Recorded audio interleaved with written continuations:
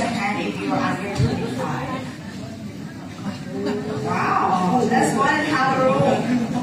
I would like to say that I have been, I passed that age almost 20 years.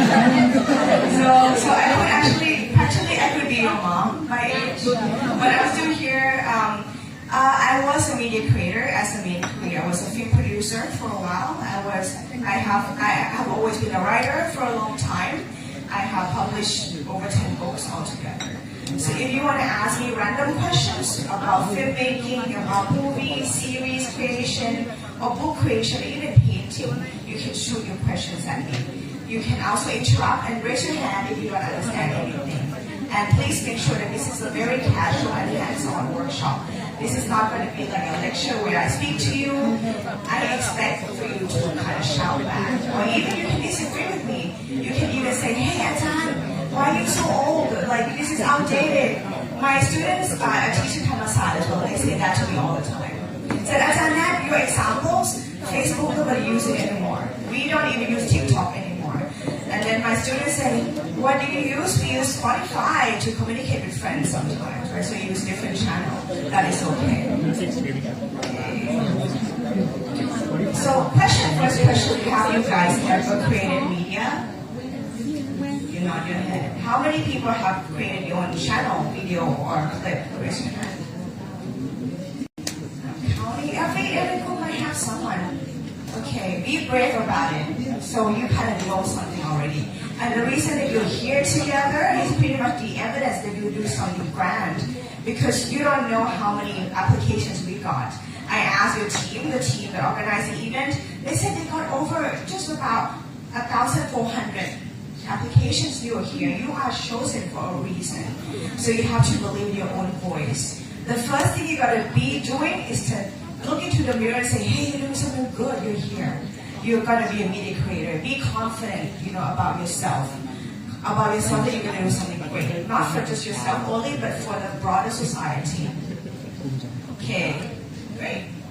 So this workshop we're going to do about 3-4 things that kind of makes how many steps, okay? We're going to discuss the concept of media. What is the media altogether?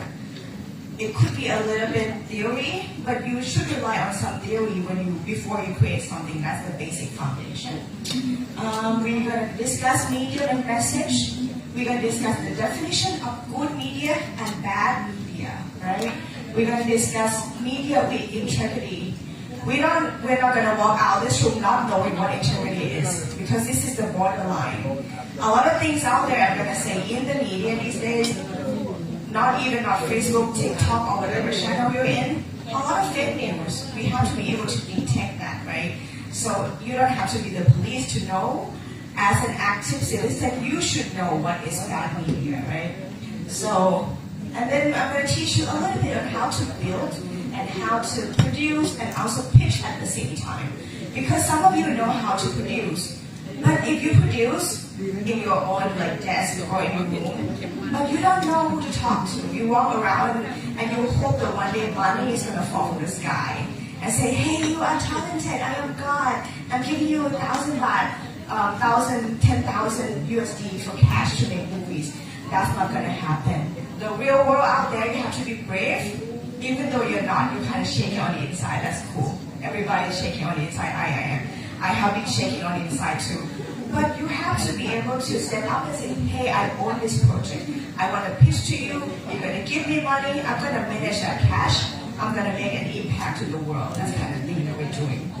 So later on, maybe not in this workshop, but next in the following session in the afternoon, you're going to be grouped into 7 groups, right? So from A, B, C, D, E, F, G, G, and 2G.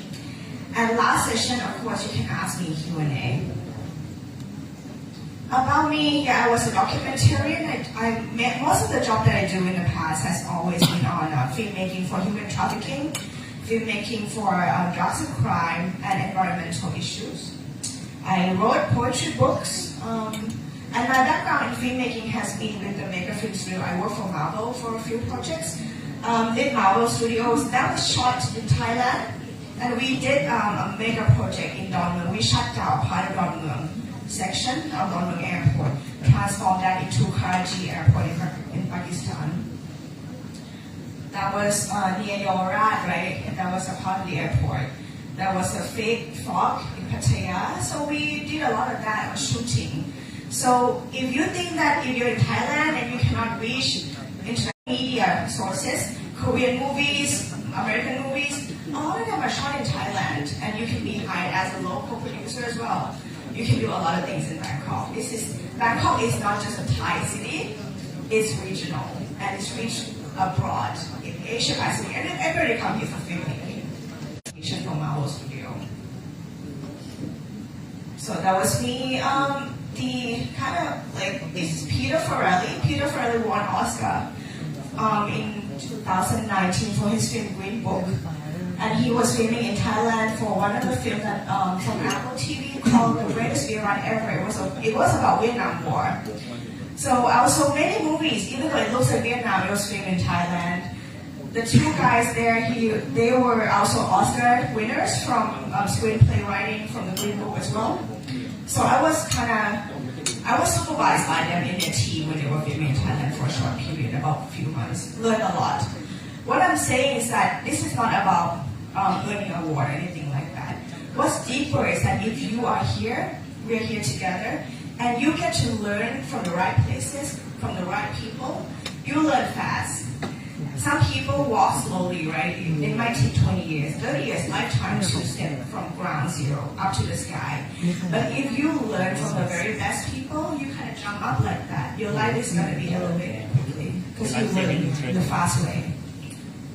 So I also write a book. This is one of the best-selling last year in the book fair. It's the behind the scenes from Thai Ban movie. It's a famous Thai movie that earned about 1 billion. 1 billion Thai baht altogether.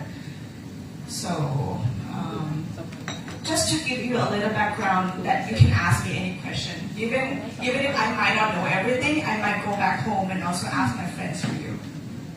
So those are the articles that I wrote. Then back to our theory, I asked you a question. What is media in your opinion? Raise your hand. ใครตอบถูกใจเดี๋ยวให้หนังสือเป็นของขวัญ I'm gonna give you a book if you answer it well. What is media? Okay.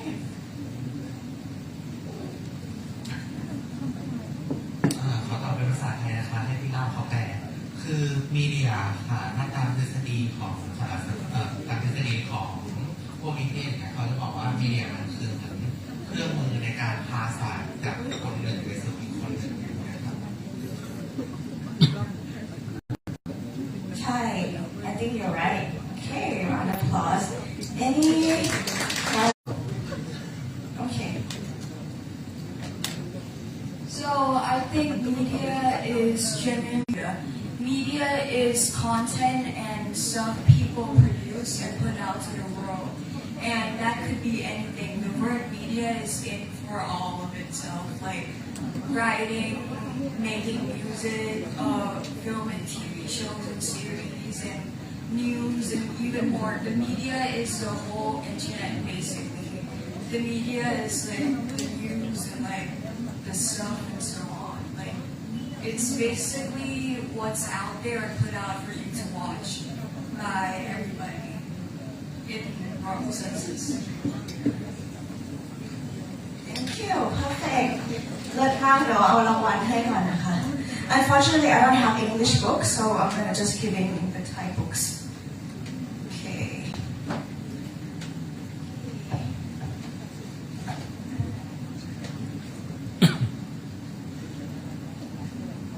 สวยมาก โอเค เราก็ได้รู้ความหมายของมีเดียไปสักพักแล้ว Oh, where's my? I forgot my clicker. Gone. So actually, media overall is what if you kind of put the word in one meaning, media can equal conversation. Media could be communication, right? And then media has kind of two main elements: the medium and the message. Medium is the channel where you travel, and the message is the core content. Is the intent, is the intention what you want to talk about. So, medium, if you see all these logos, this is the medium. And the message is what? Message is the topic, let's say we are talking about anti-scam, we talk about youth leadership, freedom of speech, maybe this is popular right now. Women empowerment, also very popular. And these days is disaster management. We also see a lot of content on energy saving. I teach in many places. Most of the time, the student asks me, Achan, a lot of people talk about the same topic over and over again. Environment, for example, people talk about scamming. If we choose the same topic, are we going to repeat whatever is existing out there? Is it going to be boring? And I said, no. Everybody does what filmmakers, they do Romeo and Juliet for 200 years now. People still watch stories, same storyline, same story plot, but there are some differences. There's a new version. Everybody loves boys love story. Girls love girls, boys love boys in the media. But there are many stories that is constructed so beautifully and so detailed and very, very, what do you call, beautiful and distinctive. You can make all the small differences and that matters. So what I'm saying to you is that don't worry that your story is going to kind of repeat whatever is out there already. If you do it honestly, if you do good research, if you do something that is only you can speak about, you can make something significant, right? So the book that I just gave the audience, I wrote about Thailand. It's a poetry book, and it's being translated into English, and I spoke to many publishers, like Spanish publishers and other continent as well. That's nothing new in that book, to be honest. But I just add the layer that only me think. Because a lot of people misunderstood. Not even just my student, I talked to victims of domestic violence. I spoke with people who are victims of human trafficking or anything at all, right? And they said, they taught me a lot of things, right? Some people thought that you could only speak the truth about scamming, about violence, about combating crime when you are strong. It's not true. It's not always true. You can speak as someone who's been abused. You can speak as someone who's been used or being violated. You can speak from that point of view too, so that you warn other people. But anytime, this is a sensitive issue as well when you want to share your own wounds, your inner, your inner fear, your inner broken, like kind of wreckage on the inside. Whenever you share that, make sure that you give consent and you make sure that people who share that story to you give you consent to share that story. If not, you cross the borderline of PDPA, right? Because you want to respect everybody equally. That's where we are. This is what we talk about when we talk about integrity of media. Okay. So good media and bad media. ใครรู้บ้างว่า good media คืออะไร Whoever want to talk about good media? Is that people say that there's no good and bad in media? Is it true? You think there's gray area? What is gray? What's black and white? Do you believe there's good media and bad media? Me personally, I think that there's no good or no bad media because everybody has different opinions and everybody in the world likes different things. And most things it correlates to like a group of people, but it doesn't really, but another group of people doesn't like it. But that's fine, because like there's a group that likes it, but because at the end of the day, there's, people are gonna, not everybody has the same mind. So I don't think there's good or bad media. I think there's just people's opinions, really, of whether it's bad or good. Yeah. Thank you. So when you talk about good and bad, we have to also respect diversity. She mentioned about diversity that we respect everybody's opinion, right? And there is, something that people are different. In America, we have different ethnicity. In Thailand, we have tribes. We have neurodivergent. I have ADHD. Some people have autism. We respect everyone equally, and we know everyone's condition. Therefore, there's no black and white, purely. But this is a borderline that you have to bear in mind as a media creator. That good and bad sometimes it could be identified a little bit too, more like a foundation. Good media is accurate, so you don't fake anything up, right? It's got to be clear. You don't tell your friends about Parabol, for example, the Climate Change Act, in the wrong thing and tell your friend differently. So this is when you check fact, it's on point. It has to speak to the right target group. So if you create the media and you want it to aim for young people, and let's say I want to talk to kids under 17, and I only write a book, and then I think that I write a poetry book in a Thai traditional rhyme, that's going to reach 15-year-old kid. Not going to happen. That means I'm stupid. I create the wrong type of media for the wrong kind of group. Also, even better when the media calls to action. If you want to create the media that creates sales, this is in marketing and advertising. You want people to actually call you and buy your product. You want people to go on Shopee and click and use credit card to spend on your stuff. That's call to action. That means that media is good, means that it kind of on point. Good media is happening when it works according to the purpose that you set out for. This is the definition of kind of integrity. But I understand when you mentioned when our student mentioned that that's not good or bad. That's true because we have to respect everyone. You can't blame someone for not liking your own songs, right? We have different songs, we have different genre, different film, different music. And then compared to what's bad media. Good media, we share facts. Bad media, definitely fake news. We see fake news all the time. We see fake news even on some fake created channel where they only talk fake things. Did you see in the past, the fake news that kind of rising up for the past year is on Cambodia and Thailand. That's on war, right? And people make things up oh, we hate Cambodia, oh, we hate Thailand, different side of different stories.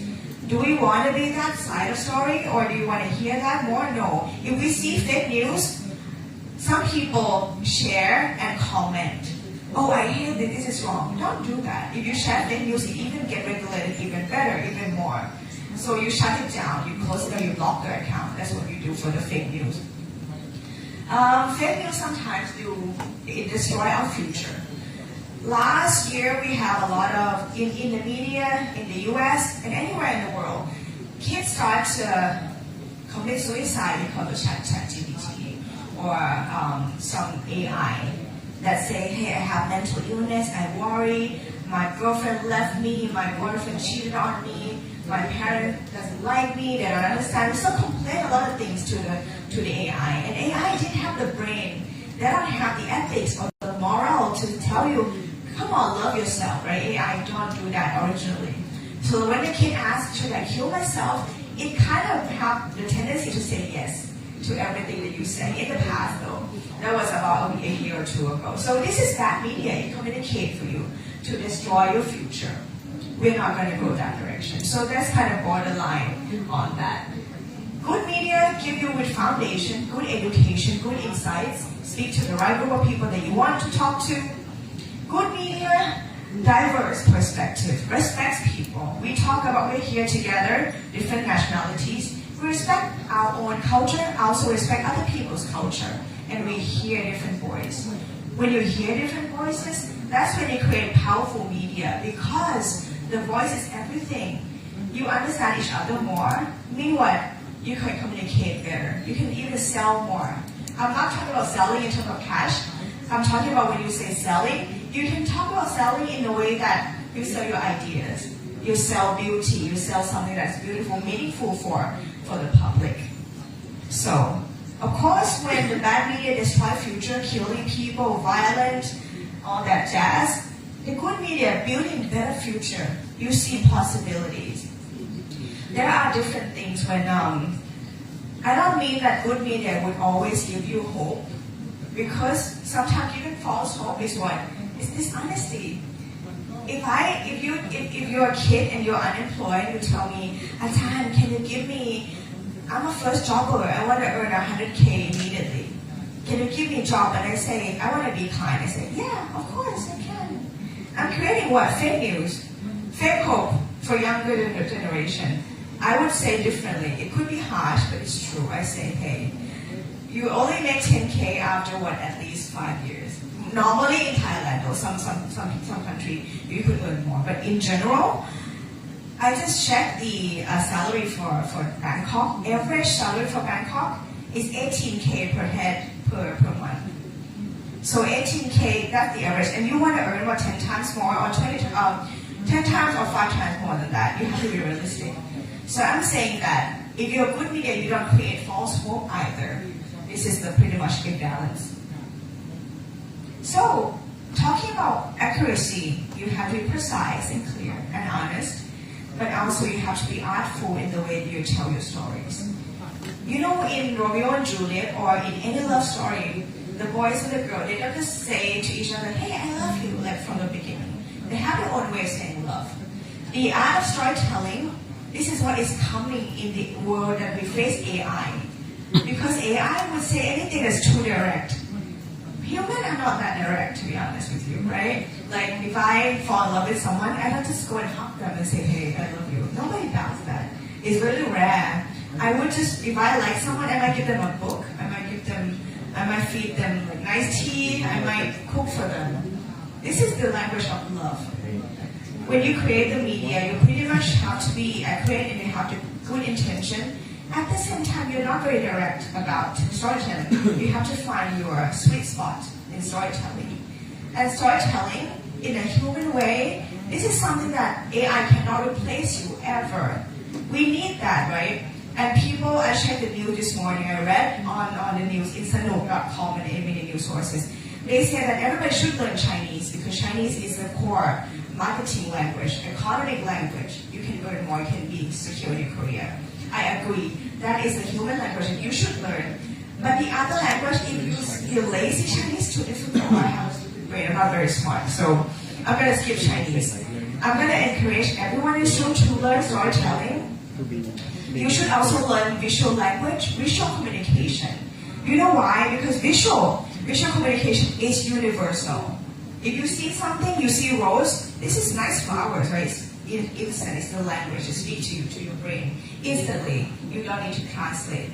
So be strong on that. If you focus yourself on building, it's not, I'm sure the industry will already have your own core, your strength. This is why you're here. But to build more skill on top of that, you should strengthen your visual storytelling skill and communication, visual communication skill too. And then don't forget to fact check and get your hands dirty. My hand very dirty. Doesn't mean corruption, doesn't mean bad things, but I simply talk to anybody and do any jobs. So I wash dishes when I live abroad. I work as a laborer in a restaurant, do different things, and to get the real ideas from real people, right? I also get a lot of this question. Being friendly, is it important? Or being trustworthy is important when you need to get the right news? When you are friendly, you can talk to anyone, right? People like you, and people are more likely to tell you stories about them. But if you are a news reporter, a journalist, if you are like a filmmaker, you need to get your hands dirty on site. And you are so friendly, you talk to Ba Kai Khao Gang, for example, auntie at the vendor selling food. You would talk to auntie and she cries, she hugs you, tells you stories. Next day you realize that she faked everything up for you to write the news. That can happen too. It always happens to journalists and news reporters around the world because you have empathy, so people tell you a story, not necessarily the truth. But you don't you kind of figure out later on from someone else or other fact check. But you don't go and tell, hey, auntie, you lied to me. That's not, you don't say that directly to them, right? But you kind of have to know. So in my opinion, you should be friendly enough for people to trust you to tell you about their stuff. And people should trust you to share important, meaningful message. But you don't have to be friendly all the time. You have to also have you've got to have some kind of thing to back you up and fact check. So being trustworthy is actually more important. You have to be able to trust the source, and the source has to be able to trust you as well. Go both ways. And trust it's not one-sided thing, it's two ways. So it's a two-way communication always when you have to find a news source. And you also have to show professionalism. Okay, being friendly, trustworthy, two things. Okay, this is kind of the last bit, most difficult bit. We have altogether 7 steps of build, produce, and pitch. We actually start from passion. It sounds lame because everybody talks passion all the time. If you go to media workshop, people talk, and you're gonna love it to live it. Your passion might start from there. Let's say I'm gonna use my own scenario. I have ADHD and I grew up not knowing why I couldn't concentrate that much. I know that was different, but I couldn't tell why for a while. So I use that identity and experience as a core message that, hey, you can be neurodivergent and you can survive. You're not gonna die. You can be hired, right? You can be employed. That's cool. So choose the message and choose a target group. Let's say if I say, I'm gonna talk to just neurodivergent kids or neurodivergent parents, then that's my group already. But all in all, you have to be able to understand your target group. Pick anybody that is closest to you.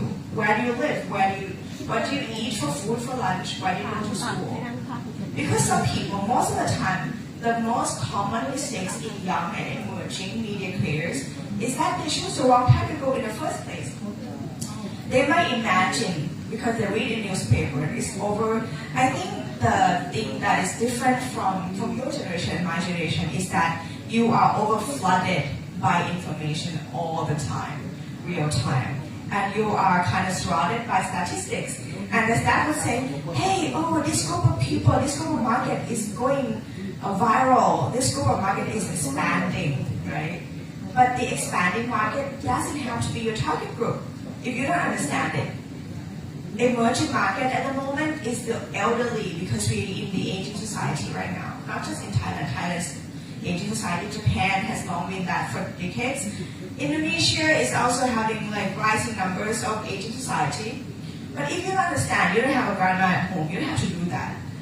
I don't have a grandma, because you're not going to talk about something with someone you don't understand. If you try too hard to reach the mass market without knowing them in person, no hope, to be honest. You might believe that this is going to make impact because this is 70% of the population in the world. Don't do it just because someone else is doing it. Focus on what you know. This is basic storytelling. Focus on what you know best. You might be able to create something ethical for eco-friendly, or even to run a campaign that you know best. Only you know. For example, my friend, she has a scalp problem. So her hair's always itchy. In the end, she found out she'd get allergic to the chemical in the shampoo. So she made her own kind of shampoo. This is just another story of the product, right? Just an example. But you should know the problem by heart. If your parent have cancer problem, have a problem of going to hospital, have to wait for a long time to get the doctor, that's one thing that you know by heart because you know first-hand experience, right? Focus on that, and that could grow, and that could be a unique storytelling point too. Choose the target group, and then you would know. Number 4, choose the medium.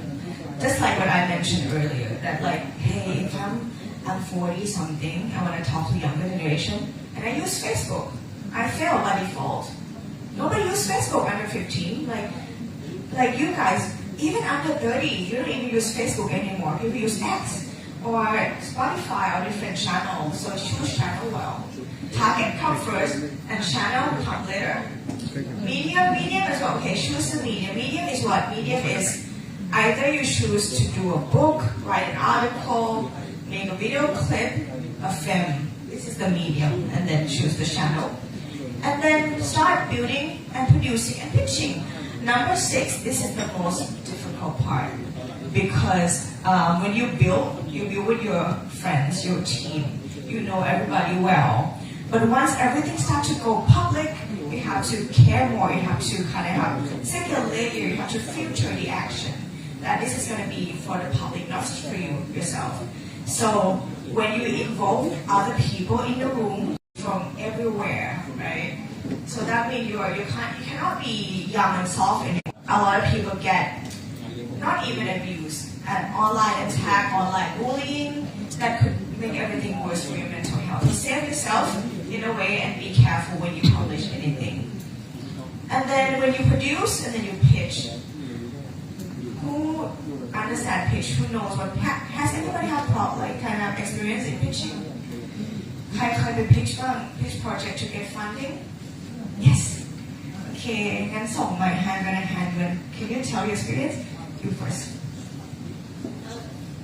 Pitching about any kind of media, right? So last year I pitching for doing an investigative news on for celebrities. What my topic gonna be about, and we also know where your story gonna be published, like who's gonna publish this for you, and also the timeline. Why is this relevant? Why you need to talk about it now? Perfect. This is a good example on how you manage as well. And when she mentioned that she pitched, is that you tell the storylines, storytelling from from the beginning, and also you do the planning, how to execute, right? This is like you're a project manager on your own, right? Great. Pitching is about this. She can be a good example on how to pitch because when you pitch, you tell the target group, you know who you're talking to, you know the script, and this is 20-page detail. And also the best thing that the customer or the judge want to know is the timeline and the budget that you need for it, the execution. This is the final thing. If you know how to do this comprehensively, they might not care about how much money you ask. Maybe you get big budget, and it's easy to manage. Because I'm not going to say that money isn't or is important, but the cash, keep everything flowing and you can control the quality too. Because when you have bigger budget, of course you can hire better people. And good people, of course, sometimes they struggle financially. They would prefer to work for you who are also smart, competent, and have the budget to kind of buffer budget too. Like when you ask for funding, like from my experience, you need to be very detailed about you need money for transportation, accommodation, and also sometimes they require you to put the relation or why you need to hire this cameraman and why this person. So when it comes to finance, which is not my strength, it's very. On top of that, you can also give options. Let's say if you need to shoot option B is a little bit less, the client might get a little bit less impact, but it keeps the things going. So, but more likely, the client would choose a cheaper one. So my shoot would be, I would pitch for the bigger budget first. If they negotiate, they call, hey, Nong Nat, Achan, can you lower the price? I said, sure, I already have that backup in my laptop. Send them right away, right? So if you have that in line, things get approved quickly. Yeah, so you thought, to participate who can pitch about the technological factors. We can tell to the judge that with technology that we will use, and we also have a finance student who can calculate about the budget that we are using, and we can predict the profit that we will get in the next 5 years, for example. And in addition, I think we have to prepare a backup slide. We have to assume the question that we will get from the judge, and we can have a slide. And when they ask, we can just present that. Okay, we are well prepared. We have a backup slide to. You said you're from law, right? And then you have the pitching business. So 3 of them became like a powerhouse of new innovation technologies. So we need storytellers for art creation. We need accountant. We need the systematic thinking. Great. So this is perfect pitch, right? Okay, next. What I worry most is about fake news, but I think you know this foundation already and how to find a news source. I'm going to say that all these steps, number 1 and number 2, you can switch around. Because some people learn the craft and the magic of storytelling through starting with questions and necessity.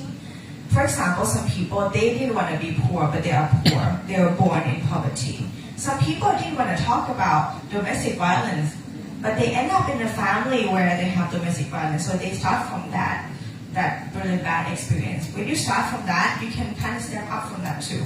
I didn't want to be an ADHD. I didn't want to be neurodivergent. If I was born again, I would choose to be normal. That's not the case. So I kind of step up from that and use that as my tool, my creation. So I'm going to ask you this question. Where do you find your passion? Can I ask you? Where do you find your passion? I think my passion comes from like things in my childhood, things I find that it does not tie to any, finances or my career. So things like, okay, at home when I was young, I like to cook with my grandmother. So I would say my passion even now is just cooking and baking. And now that I'm older, I feel like, okay, I want to turn that passion into something that can make money. And I can see that in my daily life, when I feel tired from work, I just want to go back to my childhood and the days that kind of like inspire me. ว่าแบบตอนนี้อยากทำอะไรอนาคตอยากทำอะไรประมาณนี้ Now I'm gonna check who looks sleepy. Because you shouldn't be sleeping in my class, though. Okay. Yes, I ask you. No, I'm not sleeping actually. I'm ready to learn everything. Passion, right? Passion about myself or whatever. Okay, so actually, passion is kind of hard to express because it's within ourselves, and definitely it's just how we can represent our own life. Like, since the first day we were born in this world, and we might find something like some of you might not reflect like. You don't have to find something to do or to play because you're just happy with it. But some people find something to do because they have their goal and heading for it. But for me, my passion is to actually it might be a little big, but I want to like make this world peaceful. Like not starting from a big sport, but we can start from a little steps. Like for me right now, I'm trying so hard to raise more awareness about inequality and like your in slum community who lack of opportunity about education, something like this. That is my little steps within me. I create project. I have a project with my university. Yeah, I was supported from my university, and like I have been working it for over a year. Yes, and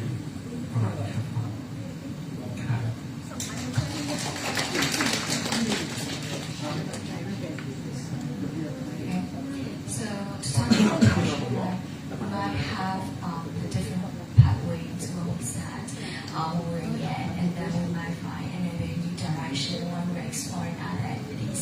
So my new passion was from when I was doing some extracurricular projects. After my high school, I participated in some community projects with my fellows. Then I found some people and I'm feeling the same as the student quality education like us. So that's when I found a passion to help them. So sometimes, it can come from our true stories. Sometimes it might be based on these people difficulties and why some of them can. We might also find our passion to help them to make, to give them assist like this. Thank you. How long have you been running this project? Yes, it's over 2 years. After my high school, we kind of joined an exchange program and we founded a small youth organization that support education access, resources, and ideas to the youth in marginalized areas of Myanmar. And we also have flood and also earthquake in Myanmar as well for the last year, right? Yeah, sorry for that. I know it's a huge topic. Okay, good. What else want to share about passion? You. Okay, so let me tell you first, my background. My background is coming from environmental management, waste management especially. So that's why my passion is starting from 2013. But in my childhood life, I didn't find anything about my passion because passion is coming from my interest. So most of the year, I find my interest. Okay, so in COVID-19, So like I found that I get to do like community development project. So I find the interest, and then I try into lots of like a non-profit organization, and then I try as a volunteer. And then first time I try into like the food security project, and then waste management, and then agriculture. So finally my interest is becoming into environmental science. So now I'm trying to study environmental science. And also I have like some project. Like I also have like as like a younger project in our window. It's just like agriculture and combining into a very transfiber scale. So like it's already was held in 2024 in Yangon and Myanmar. Yes. So like I have also have like some organization. It's called EYEI. It's just like it's advocate to executive Latin climate action. So like normally my goal is like to educate to the children to the free environmental education, because most of the children and the teenagers are the next power of our generation. That's why. I think I like your approach when you talk about younger generation, right? Because they are the hope for the future. And also food security is something that we can learn from each other, not just Thailand and Myanmar, because this is coming an issue. People think that Thailand has food security. We're actually struggling. We have abundance over flooding of mangosteen. The whole year last year, mangosteen is only cost like 8 baht per kilo. And also we struggle in coconut prices around Thailand. But also durian we cannot produce durian because it's not a lot of water. This is climate change. This is something that is very sensitive. We can dig deep into that for hours, right? Just about the food security in Thailand alone. I think I'm gonna ask you, where's your passion? Maybe my passion is about teaching. And when I first found this passion is when during my time as a university student, I don't have any passion at all. So I try to do a lot of things, and whenever the opportunity comes, and then during that time there's a club, like a speaking club. So I went there and I see a lot of people who are really great at speaking. They always capture all the audience, and I feel, oh wow, I want to be like that. And then I start to, because I encounter a lot of people, and I see how professional they are, I start to have a wide picture of what I want to be, but I still have to find another question of the detailed one, how I want to teach as a law student, or do I want to work in some kind of field and then become a job lecturer? So there's a lot of things to consider, and then I think to myself, by doing a lot of things and try to ask myself over time, like 2 years and 3 years later, I came up with the answer at the court, and then I worked in an international law firm for a little while, and then I became a prosecutor.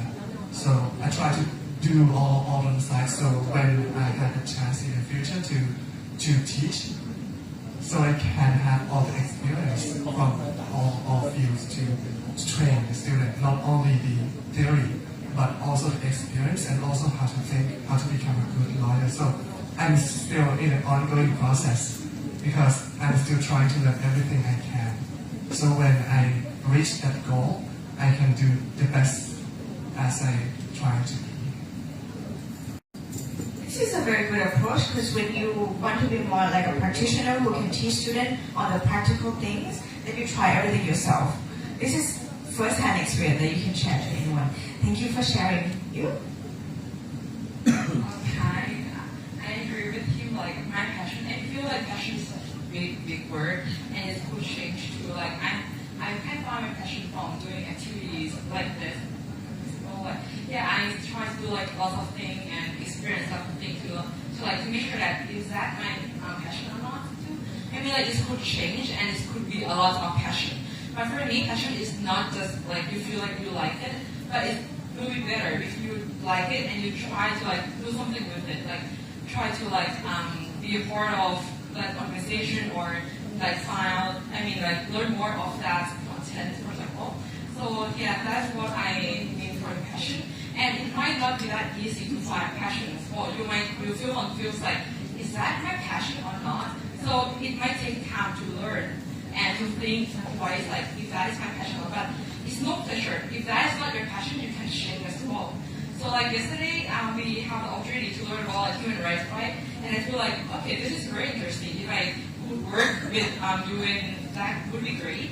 So yeah, that like a little inspired me, like if that is my passion or not too. I know think about the thing, but yeah, passion could change and it could add up more too. It really depends on your experience and how you feel and what you are going to do with it to like improve your passion to be like something bigger and help your society or whatever. Yeah. I agree. Passion, it doesn't have to be one thing all your life, right? It changes along the way because you grow. People change every day. People can have different opinion. It doesn't have to be just passion. It can be your struggle too that you want to share. Okay, I want to share a little bit. I kind of agree with praying that most of my patients come from my experience. Since I'm a lone woman, so I see a lot of pictures of when they grow up, they have to marry, and they don't have the right to the school. So that's the thing that, what can I change this? What can I do different? So it leads me to make a podcast channel, which I share my own journey and I bring different youth. And I'm not really sure how much I think that's my passion. Great. We have a lot of themes around the ethnic cities and the indigenous, especially women, because that's the area where it's got a lot of pressure from society. Thank you. มีคนเพิ่ม That's good. I love these people start raising hands. Perfect. Okay, after listening to everyone's passion, I just realized something. So I graduated like around 2 years ago, and I studied in Seoul. So my passion, I used to, I love to study. My passion, I think I love like films. I love topics about gender and things that we can convey through all the medium. For example, film, music, and after I graduated and I'm working in corporate, I kind of like forget all these passions that I want to communicate to the kind of the mass. So when I work, right now in my brain, I think about money.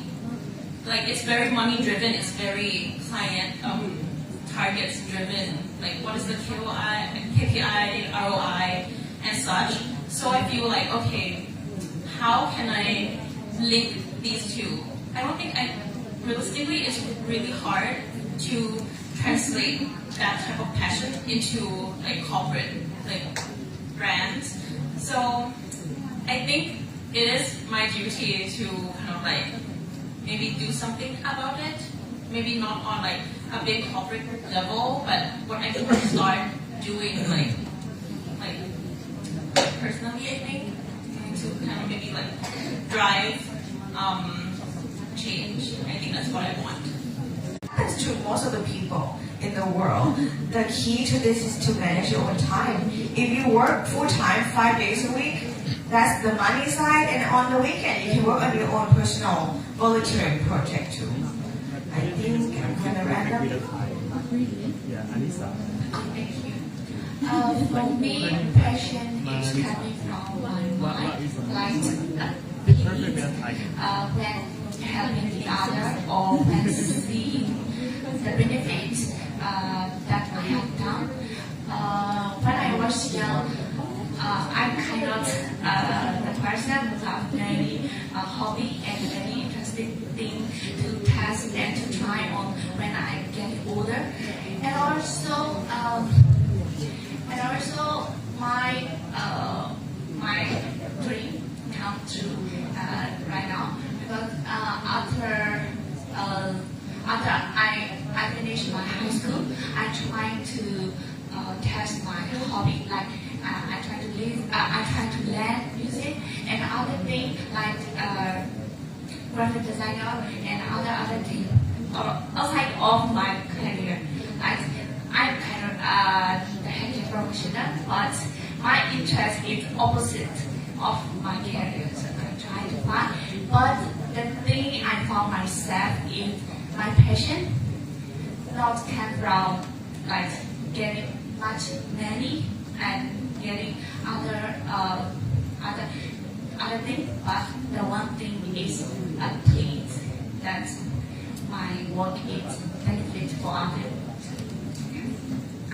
Yeah, this is good management, right? You kind of do things you love, you also earn financial stability as well. All right. Thank you. Oh, some people more hands. Wait. This one go there. Thank you. I think that the person, right? The person doesn't come from any field, like it's from the person that can make money and the person that cannot make money, right?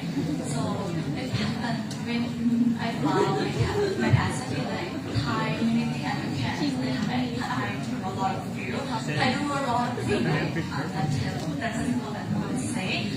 I try to do a lot, like maybe I personally love singing. And I want to be an artist at first and at a really young age. But when I go on, I think it's not something that I can make great financial stable. So that's why I moved to another area, maybe LIC project that I'm happy and learned for 1 year school. It's called INSON. It means the Harmonizing Awareness for Climate Change for young people in my hometown is allowed here. It's a really good feeling after I learned something and also feel, oh, if we can make impact for others, and we can be someone who can feel leader or anything to make the world better and in a sustainable way or in other way. It's really feeling for me.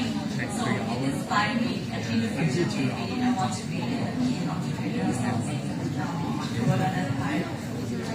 Right. Great. This is a topic that's coming is sustainability. Okay, we have. So I'm someone with like a lot of passions, and I like to do many things, but most likely mainly I'm an artist, a musical artist, and I make music for a living. And personally, it's really fun. You know, I get to write my thoughts and express what I do into my music. And exactly like the triangle right there, I have my passion. I show some message, and my message to the world is that you don't need to care about what anybody says. Just do what you want and be yourself. My target audience is literally just people who like my content, you know. So that's it. Like, if you don't, then go watch someone else.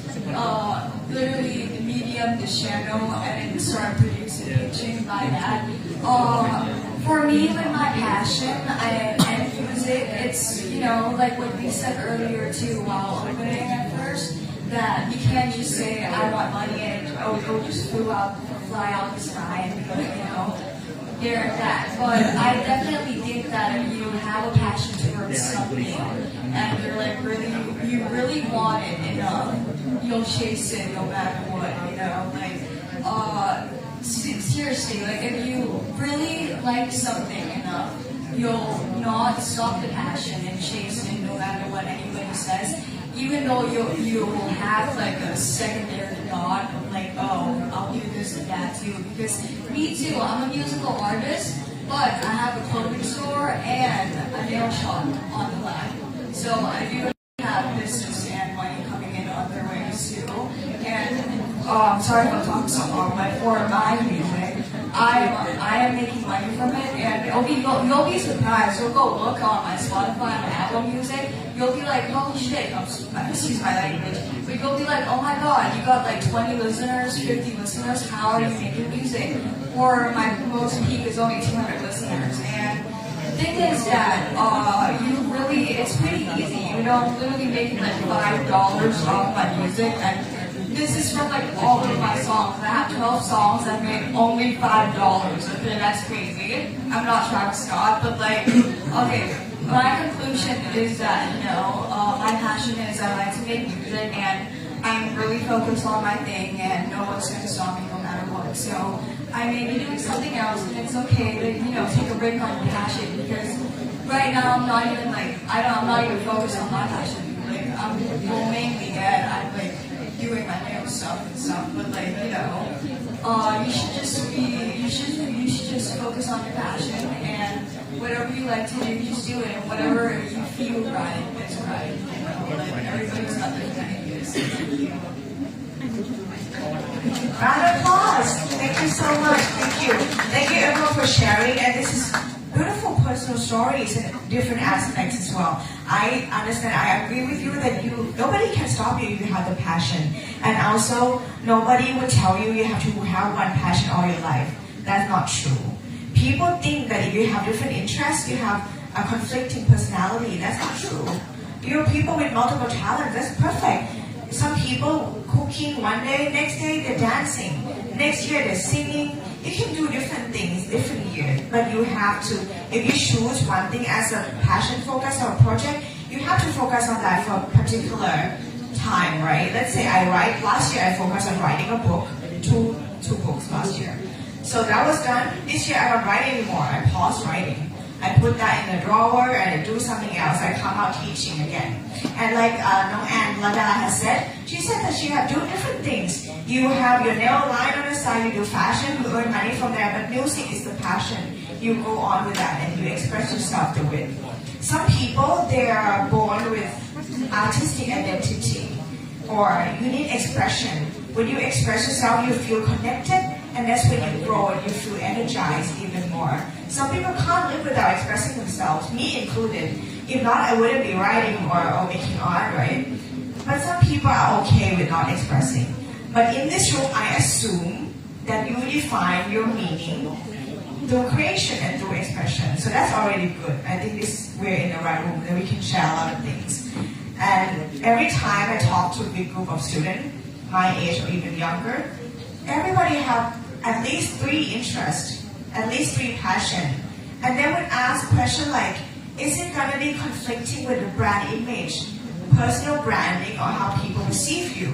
Because in the media world, in the advertising world, people tend to be remembered by just one role, right?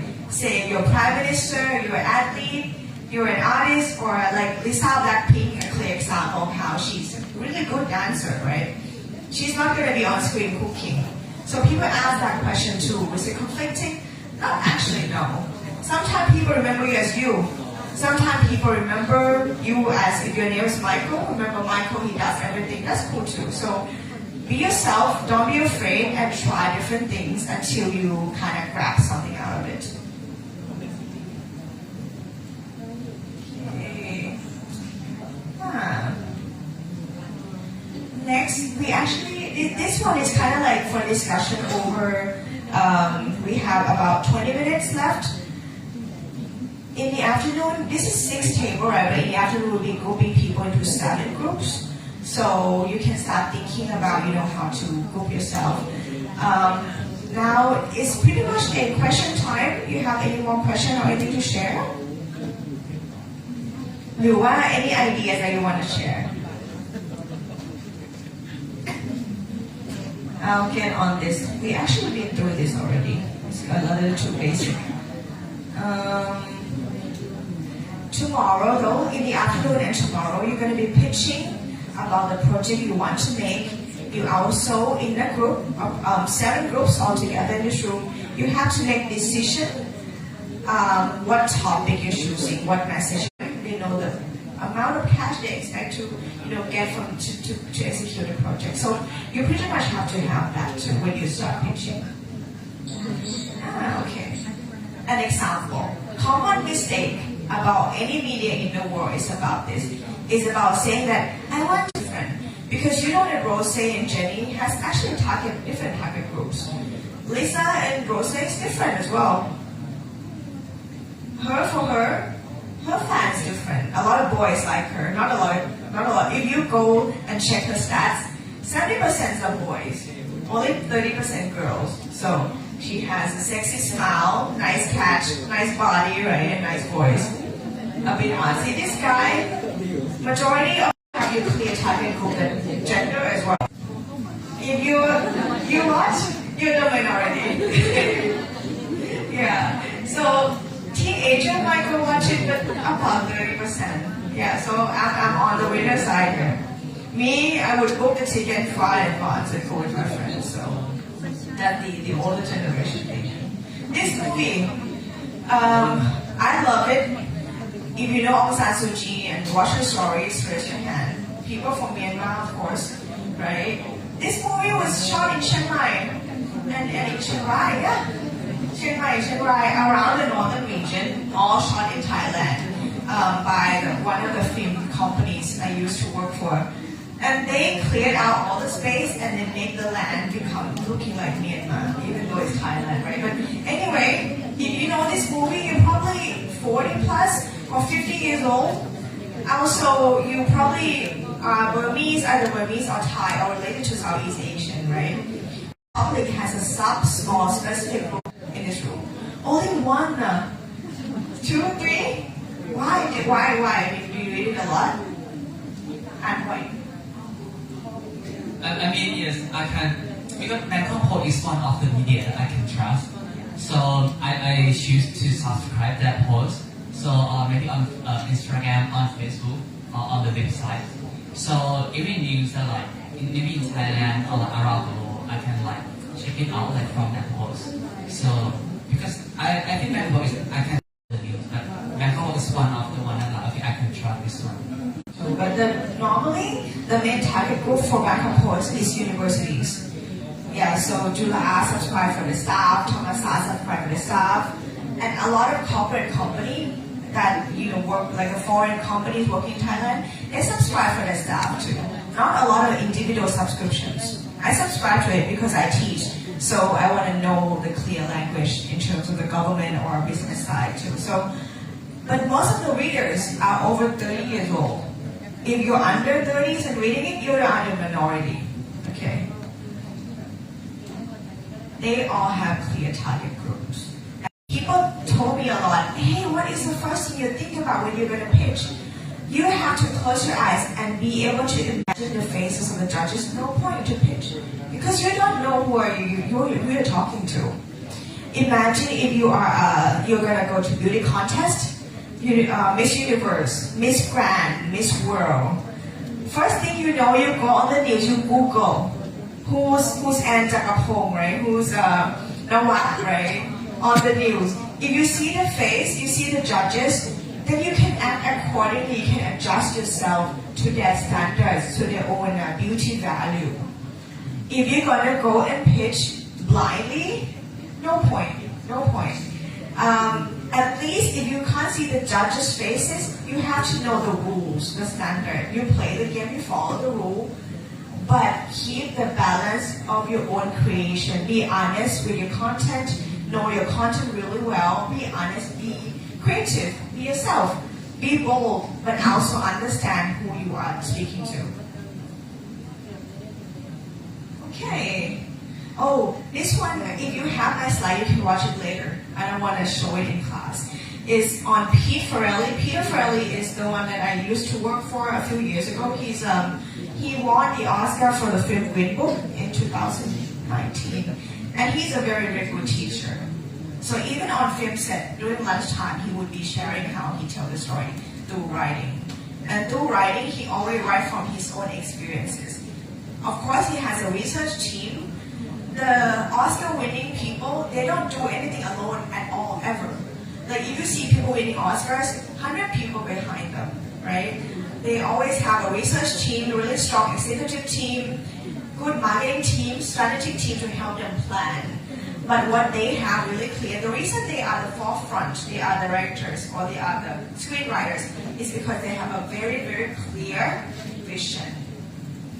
And in this room, I think you have the potential to set the clear vision for yourself. You might need your own team, and you will need your own team. You might be able to find your new partners for 10 years from this room, from saying hi to your friend next to you and say, hey, I hate execution, I hate planning, can you be my planner, right? Some people love planning for others. Like a person like me, I sometimes have vision, I sometimes don't. Sometimes I just gone blank because I'm lazy. And I tell directors and film producers, hey, I'm actually lazy. I just want to manage for good people, and you teach me the vision. Then I learn from you about the passion and the vision. I'm going to be the one who plan production projects. I'm gonna be in the English bad word we call anal in American English, which has the meaning of being extreme perfectionist in calculation, getting things done precisely. People are gonna hate you sometimes if you're that kind of person. Sometimes people work with me, they don't like me all the time because I'm really precise. I would ask for date, time, location, right? People hate you for different things, and I don't mind people hating me. Sometimes when you make good stuff, some people might hate you, you might lose people, you might gain people too along the way. That's normal. I'm being realistic because I'm guiding you to see the reality of media creation world, right? Some people just don't like when we poke them, hey, can I see the bills? You're getting cash from me, but where's the receipt, right? So I gotta be that person too. So all of this is all the Peter Ferrer's film. He started out from There's Something About Mary.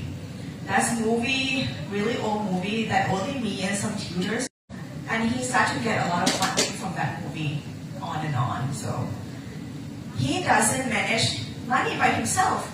He has, Peter Ferrelli is a visionary director, writer, more than a creative person. His younger brother managed cash for him, pitch for him.